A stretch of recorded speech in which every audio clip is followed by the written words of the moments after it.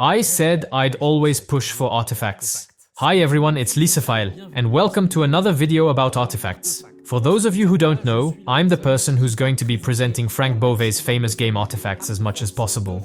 I even made a little video about it here in the files, which more or less sums up what the game is, what you can find in it, etc.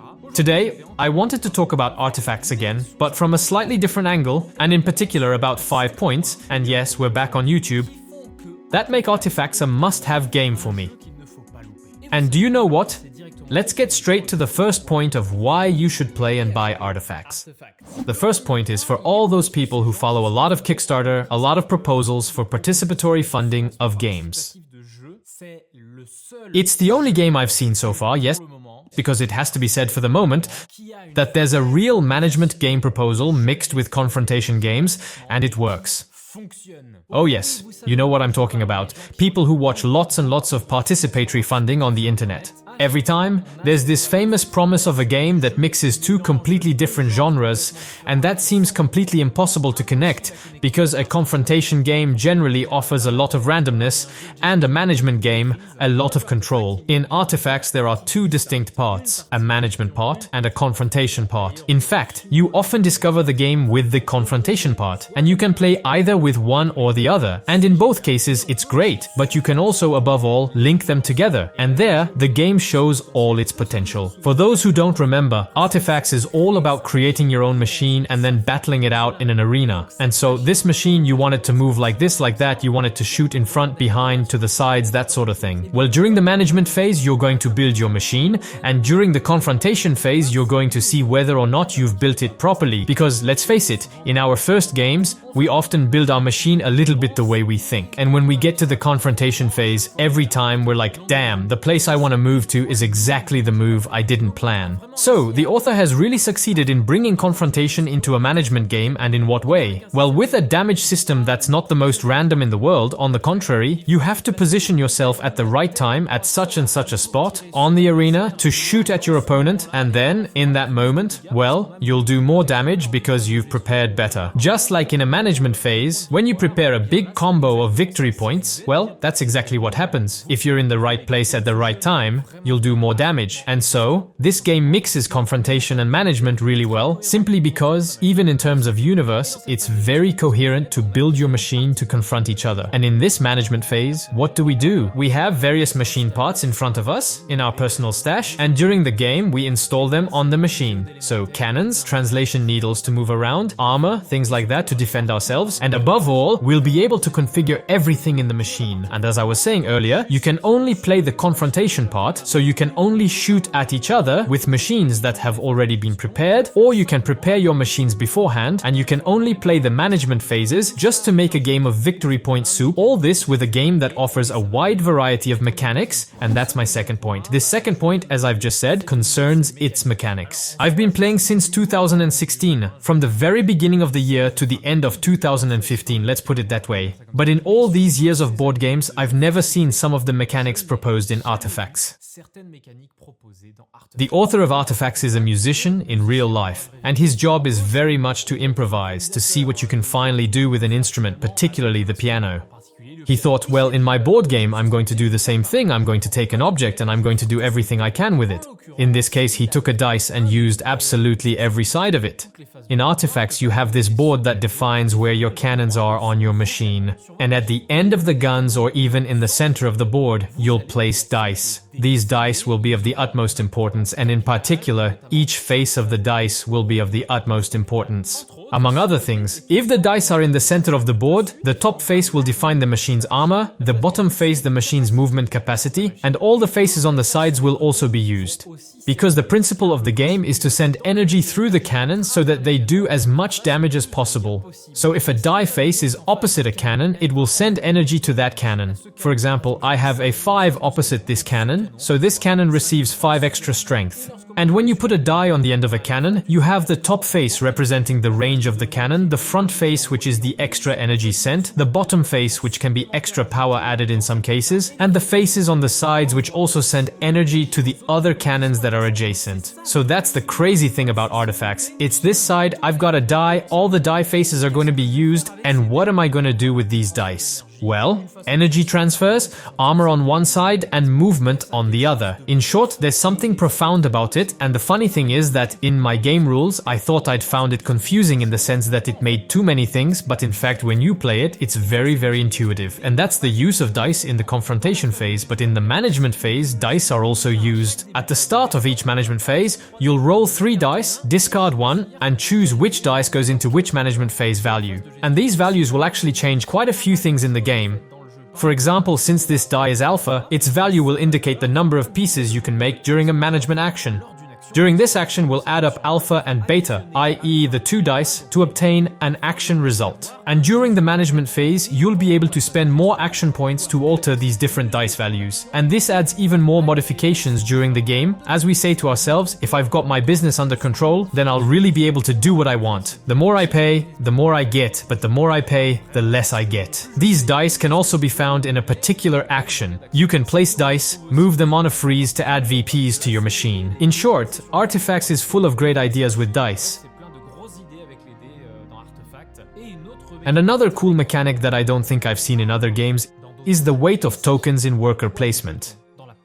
When you do an action, you take a worker token and place it on an action. Simple, clear, efficient. But in a classic worker placement game, that token has taken that slot and no one else can play. In Artefacts, well, you can, except that the cost of the action will be higher. Indeed, when another player places one of his tokens on one of his squares, which is already filled, he will pay 1 gem plus 1 additional gem per worker token already present. For example, I'm going to do an action here where there are already 2 tokens present, and I'm going to pay 1 gem plus 2 extra gems because of the players who are already present. And add to this the fact that if, for example, the player at the bottom of the pile wants to move his worker from one square to another, he'll have to carry the tokens that are on him, and so his action will also cost him more. It may not sound like much, but this way of placing workers really makes you think, how am I going to do this or that action? Do I wait for him to leave? Or do I go straight in? Because other people might go first anyway, so I'll pay more but maybe less than later. And that's the whole point of Artefacts. Big thinking around mechanics. All this to say that in Artefacts, I've really got mechanics that I've never seen elsewhere, very innovative mechanics, and mechanics that are in line with everything you handle in the game in the end. Because, and this is my third point, this game's material is crazy. Yeah, I'm going to talk about an aspect that's been the subject of a lot of debate. Should there be more or less components in a game? My answer is quite simple. If the material really serves the manipulation and perhaps even the enjoyment of the game, I don't have a problem with it, even if there are times when you shouldn't go overboard. Artefacts, if you've already seen it at trade shows, either on stands, and in that case you've already seen the game, and it's a blast. The artworks are beautiful, the player boards are intriguing, and so is the main board. And then all those little pieces of machinery, things like that you have to put on the board or that fit into trays hollowed out like that, it's really very beautiful and very pleasant. And on top of that, the first time I saw it at a time when it was showing prototypes. Well, believe it or not, it doesn't look like a prototype in reality. The game has been in the works for over 8 years now, and finally, you can feel it. There's been time for a little fine-tuning. So yes, you're never done making a game, whether it's game rules that can always be improved or editing parts that can be better thought through. But Artefacts has really tried to reduce all its material as much as possible, but as long as it didn't spoil its purpose. The whole point of the game is to have lots of different little tiles. Sure, it's a lot, but we're used to different little tiles in lots of different games. Big expert games, you know what I mean. And in this game, well, everything just flows. In fact, you never have to ask yourself, where the hell am I going to put this piece? Because all the pieces are logical. Finally, the game uses almost exclusively cardboard. There are figurines, which you may have seen at conventions, but as you know, the miniature market is complicated. So it's not certain that it will be available from day one, that's for sure, but the author is working on it. So if you're ever interested in miniatures, there's a huge range of them waiting for you in Artefacts. From your machine to arena walls, from turrets that could be placed on the board to traps that could be placed on the board. In short, a whole lot of stuff to flesh out your game. And speaking of expanding your game, the fourth thing I find amazing about this game is that you're never done discovering it. As you know, I love asymmetrical games. This game isn't asymmetrical in idea, it's asymmetrical in its purpose. In other words, since you're each making different machines, yes, in the end, you'll be asymmetrical. But then, the great thing about Artefacts is that it's packed with extensions, extra modules that bring variety and, above all, flexibility to the creation of your machine. In your first few games, you'll play with one action that lets you add cannon, armor, and elemental geodes, and another action that lets you add translation needles, which give your machine the ability to move.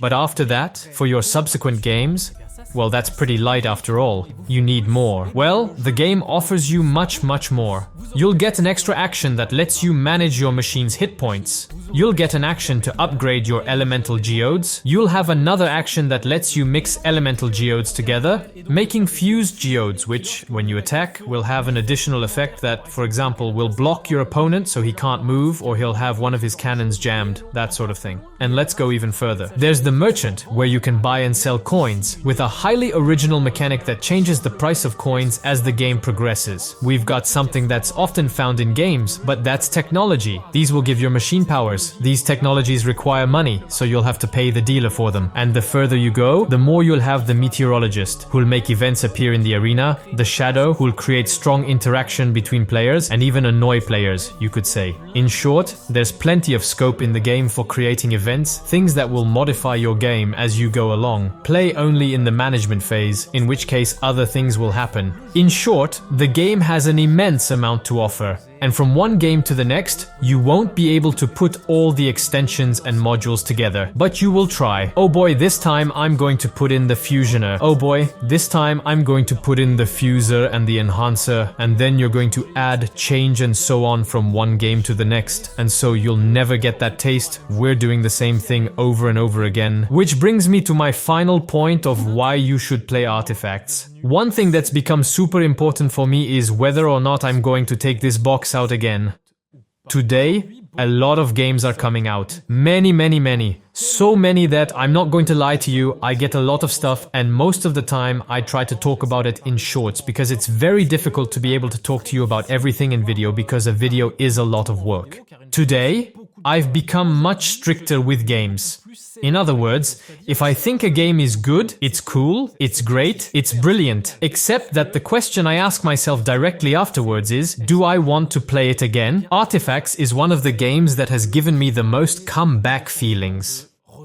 I'd had it recently with Castle of Mad King Ludwig, where when you finished a game, you've got your castle in front of you and you go, damn, it's not bad, but I'd like to have a slightly better castle like this, like that next time. In Artefacts, when you finished a game, you say to yourself, fuck, next time I'll do that with my machine, because frankly, if I'd done that, it would have been better. So I'll try to do this, do that, etc. Artefacts has this taste of, yeah, I'll have to try again, I'll have to see if testing this technique will work, and you won't be able to do what you want in 3 parts. In my second part, I managed to make a much more efficient machine, even though I was missing quite a few things. And the more extensions you add, as I was saying earlier, the more you add randomness to the game. Not in the it's going to be random sense, but rather in the sense that the players are going to be doing different tasks. And so we're going to find ourselves a bit lost in the do I do this action? Because it's really good, it gives me more VP.